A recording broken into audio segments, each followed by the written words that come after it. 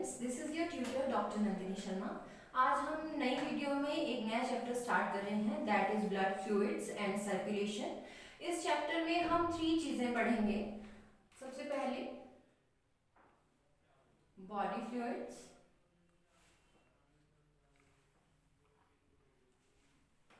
Body fluids में बेटू आ जाते हैं ब्लड।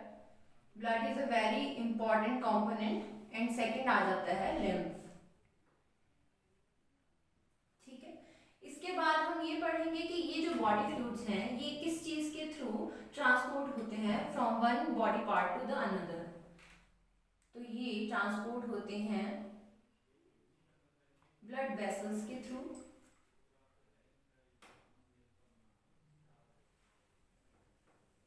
नंबर थर्ड कंपोनेंट हम इस चैप्टर में पढ़ेंगे, that is how this blood gets the force to transport in the blood vessels from one place to the another, that the pumping organ is heart. ठीक है, first of all we take the blood. blood क्या है बेटा? blood एक liquid connective tissue है।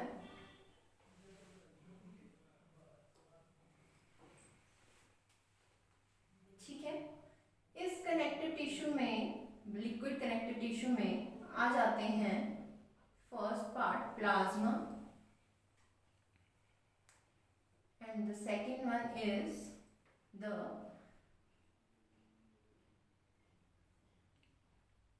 Elements of blood. ठीक है, अब हम इसे ब्लड, जो ब्लड है उसे हम लिक्विड कनेक्टिव टिश्यू क्यों कह रहे हैं बेटा? जैसे कि नाम इंडिकेट कर रहा है, कनेक्टिव मींस कनेक्ट करने वाला ऐसा एक टिश्यू। ठीक है, अब यूजुअली जो कनेक्टिव टिश्यू है उसमें 2 चीजें बहुत इंपॉर्टेंट रहती हैं बेटा। First of all is a cell और second one is the cell का सिक्रीशन। सेल के सिक्रीशन को हम क्या कहते हैं? मैट्रिक्स। तो इसमें जो ब्लड है, ब्लड में जो सेल पार्ट है that are the elements of blood, और जो इसमें लिक्विड पार्ट है दैट मीन्स द मैट्रिक्स, जो सेल का सिक्रीशन है उसे हम प्लाज्मा कहते हैं। ठीक है बेटो, अब प्लाज्मा की कॉम्पोजिशन हम फर्स्ट ऑफ ऑल पढ़ेंगे।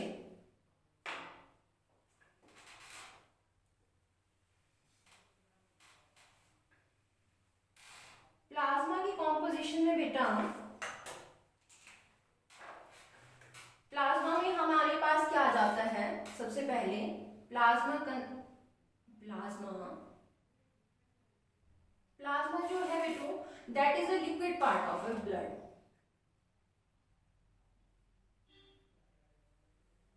ठीक है, it is straw colour, straw के कलर की तरह इसका कलर होता है, दैट इज पेल कलर और येलोइश कलर, और ये होता है sticky and viscous, sticky and viscous. Okay, thirdly हम ये देखते हैं कि प्लाज्मा में जो मैक्सिमम कंपोनेंट है वो वाटर ही होता है, और वाटर इसमें 92% प्रेजेंट होता है। ठीक है, इसके एक्सेप्शनल इसमें प्रोटीन्स भी प्रेजेंट होती हैं। प्रोटीन्स इसमें 6 to 7% होती है बेटा। ठीक है, अब ये कौन कौन सी प्रोटीन्स होती हैं? सबसे पहले सीरम एल्ब्यूमिन। जो सीरम एल्ब्यूमिन है बेटा वो ऑस्मोरेगुलेशन में हेल्प करती है।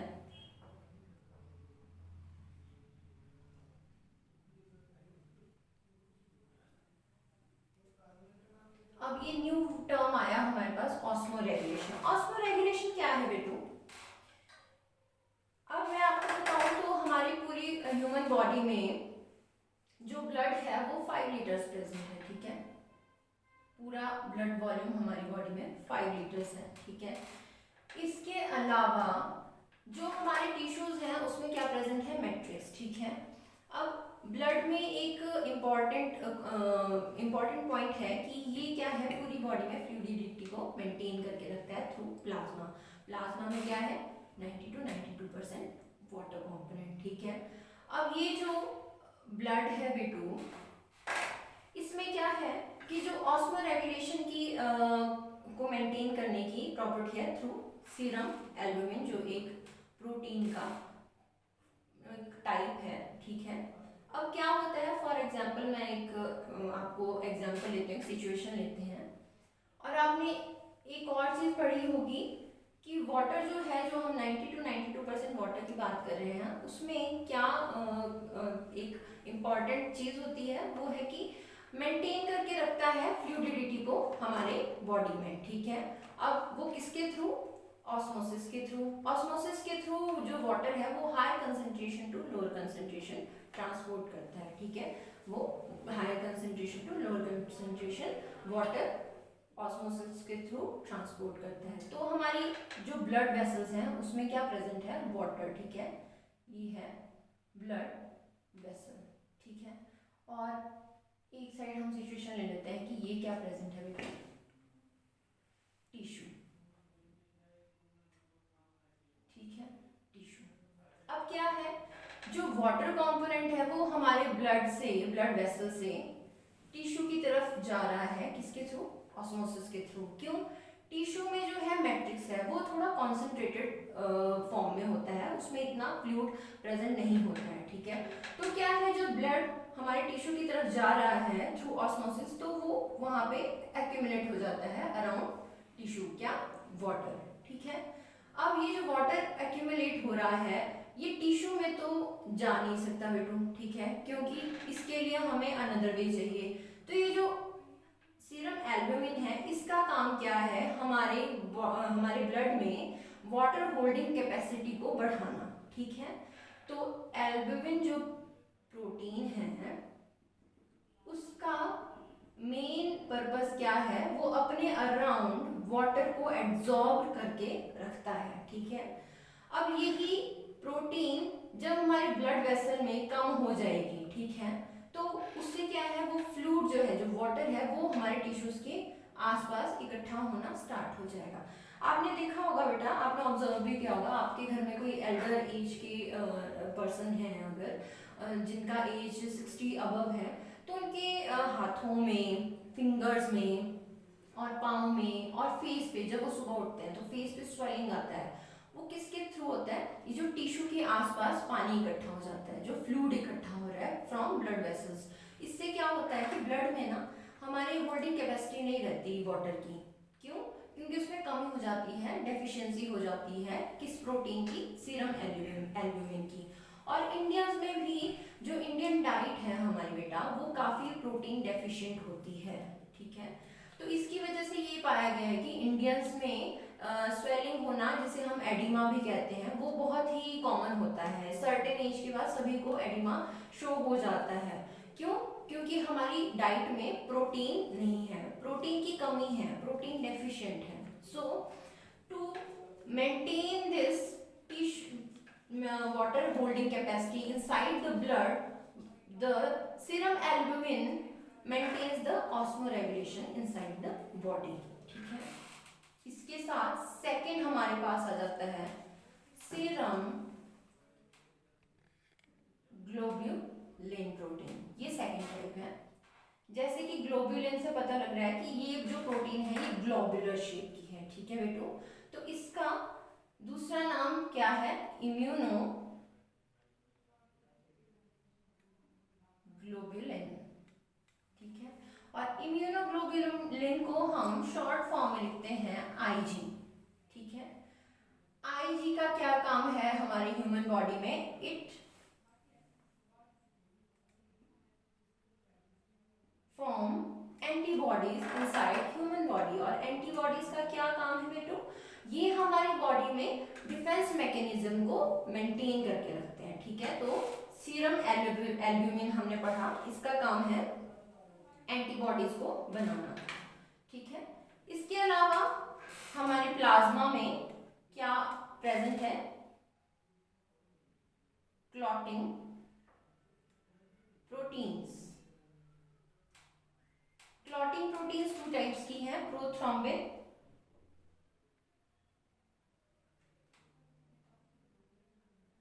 And fibrinogen. Prothrombin and fibrinogen. तो इसके साथ बेटा हमने पढ़ लिया कि प्लाज्मा में क्या क्या कंपोनेंट्स हैं। प्लाज्मा एक तो लिक्विड पार्ट है ब्लड का, स्ट्रॉ कलर्ड एंड विस्कस है, स्टिकी है, उसमें वाटर प्रेजेंट है 90 to 92% और प्रोटीन है 6 to 7%। प्रोटीन्स के टाइप है serum albumin, serum globulin and clotting proteins that are having prothrombin and the fibrinogen. ठीक है बेटो।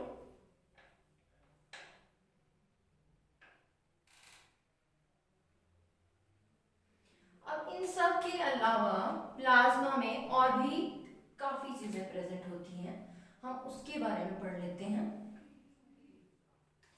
प्लाज्मा में सबसे पहले क्या आ जाता है बेटो? आयंस। प्लाज्मा में काफी टाइप के आयंस होते हैं, like calcium ion, magnesium ion, potassium ion, chlorine ion, chloride ion and sodium ion. ये सारे आयंस प्लाज्मा में प्रेजेंट होते हैं except the further things we have studied earlier. ठीक है। इसके अलावा कुछ इंटरमीडिएट कंपाउंड्स भी बनते हैं बेटा। हम इंटरमीडिएट क्यों कह रहे हैं? इंटरमीडिएट इसलिए क्योंकि ये सर्टेन स्टेजेस पे लाइफ में मतलब हमारे ब्लड में बनते हैं। ठीक है। ये हमेशा हमारे ब्लड में प्रेजेंट नहीं होते, सर्टेन कंडीशंस पे हमारी बॉडी में बनते हैं। लाइक हमारी बॉडी में जब बेटो एरोबिक रिएक्शन होता है और उसमें ग्लूकोज का ब्रेकडाउन होता है, एरोबिक ब्रेकडाउन ऑफ ग्लूकोज, तो हमारे पास बनता है कार्बन डाइऑक्साइड एनर्जी। ठीक है। और वाटर निकलता है। ठीक है। अब ये कब होता है? जब हम सर्टेन एक्टिविटीज कर रहे हैं और ब्रेकडाउन हो रहा है ग्लूकोज का, क्यों? हमें एनर्जी चाहिए। अब यही एक्टिविटी जब रिग्रेस हो जाती है, जब हम एक्स्ट्रा एक्सरसाइज करते हैं, जब हम अपनी बॉडी पे लोड डालते हैं और कोई माउंटेन क्लाइंबिंग कर रहे हैं, तो ये एनारोबिक रिएक्शंस जो हैं, एरोबिक रिएक्शंस जो हैं एनारोबिक रिएक्शंस में कन्वर्ट हो जाते हैं। मींस ये फॉर्म करने लग जाते हैं लैक्टिक एसिड। क्या? Lactic acid. अब आपने फील किया होगा बेटा, जब आप बहुत ज्यादा रिगरसली चलते हैं, दौड़ते हैं या एक्सरसाइज करते हैं, तो सर्टेन स्टेज के बाद आपको फटीग महसूस होने लग जाती है, या आपके मसल्स में, लेग्स के मसल्स में स्टिफनेस आ जाती है और पेन होने लग जाती है। वो किसकी वजह से होती है? Due to lactic acid formation. और इसी लैक्टिक एसिड को वहां से, उन मसल से जहां पे वो स्टिफनेस और पेन आपको महसूस करवा रहे हैं, वहां से हटाने के लिए कौन हेल्प करता है? ब्लड। ब्लड इस लैक्टिक एसिड को वहां से रिमूव करके लीवर में ले जाता है और लीवर में फर्दर इस लैक्टिक एसिड का ब्रेकडाउन होता है। ठीक है बेटो।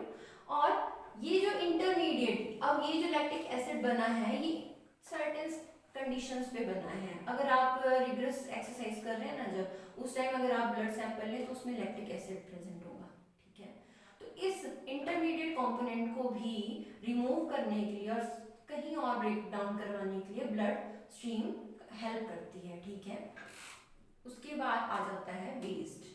वेस्ट को भी रिमूव करने के लिए ब्लड प्लाज्मा बहुत ही इंपॉर्टेंट है। और वेस्ट में क्या आ जाता है? यूरिया। यूरिया को भी वहाँ अपनी जगह से वेस्ट प्रोडक्ट को वेस्ट निकालने के लिए ब्लड स्ट्रीम में जो प्लाज्मा है वो हेल्प करता है। ठीक है। उसके बाद आ जाते हैं हार्मोन्स।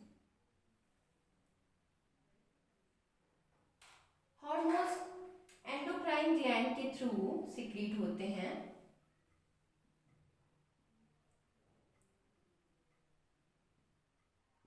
अब जो एंडोक्राइन ग्लैंड्स है बेटो, वो कैसे ग्लैंड्स हैं? These are ductless glands. कैसे हैं? Ductless glands. ठीक है। एंडोक्राइन ग्लैंड्स के अलावा भी दूसरे ग्लैंड होते हैं जो डक्ट, जिनमें डक्ट्स प्रेजेंट होती है। दैट मींस वैसे ग्लैंड जो है वो डक्ट के थ्रू अपनी सिक्रीशन सर्टेन लोकेशन पे भेज देते हैं जहां पे वो फंक्शन करवाना चाहते हैं, ठीक है। अब ऐसे ग्लैंड्स जैसे कि एंडोक्राइन ग्लैंड है जिनके पास डक्ट्स नहीं है, तो वो क्या करते हैं, डायरेक्टली अपनी सिक्रीशंस जो हैं वो ब्लड में पोर कर देते हैं, ठीक है। तो वो जो सिक्रीशंस होती है उन्हें हम क्या कह रहे हैं बेटो, हार्मोन्स।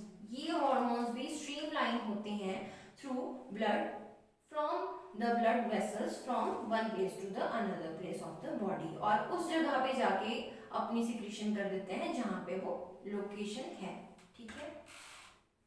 अब इसके अलावा बेटू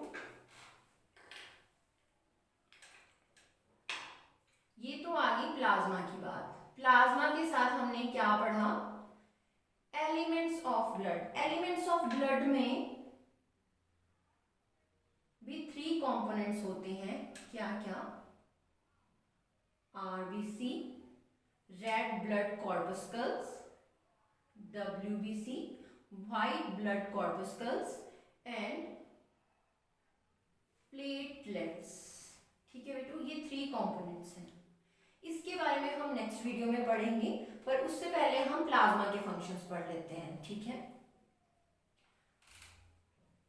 अब जो प्लाज्मा के फंक्शन है ना बेटू, वो भी हमारे जो हमने प्लाज्मा के बारे में पढ़ा उसी से ही हमारे फंक्शन बन जाएंगे।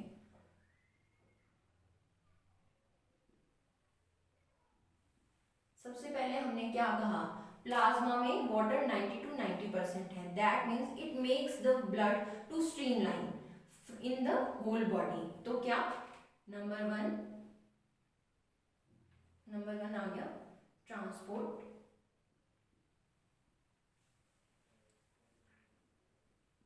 ठीक है। नंबर सेकंड हमने क्या कहा था, सीरम एल्ब्यूमिन। सीरम एल्ब्यूमिन क्या मेंटेन करता है बॉडी में, osmoregulation. Osmo regulation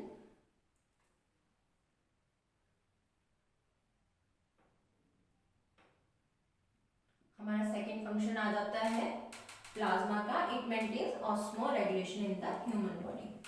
number third हमारा क्या आ जाता है, इम्यूनिटी।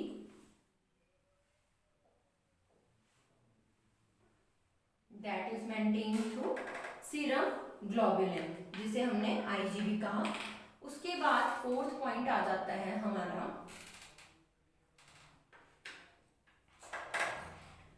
क्लॉटिंग। क्लॉटिंग प्रोटीन्स के बारे में हमने पढ़ा, प्रोथ्रोम्बिन एंड फाइब्रिनोजन, ठीक है। अब हम इसमें एक और फंक्शन ऐड करते हैं बेटू, फिफ्थ फंक्शन आ जाता है हमारा होम्योथर्मी।